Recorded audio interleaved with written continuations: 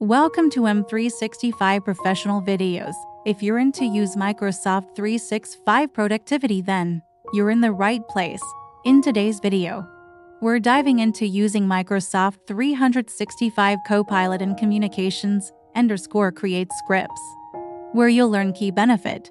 Stay tuned because you won't want to miss this. I help leaders on my team prepare for meetings with our group, and with that comes a bit of script writing.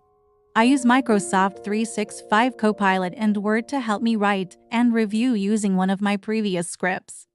I asked Copilot to create a checklist of things to look for and include in each script. I copy and save this output as a reference document so I can use it later.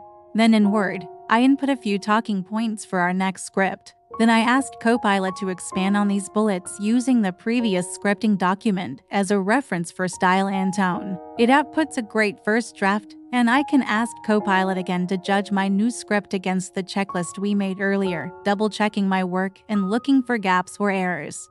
You can see there's still some work that needs to be done to the script, and Copilot coaches me on how to update it based on the checklist. Now I have a clear action plan on what to focus on for the new script rather than having to start from a blank slate.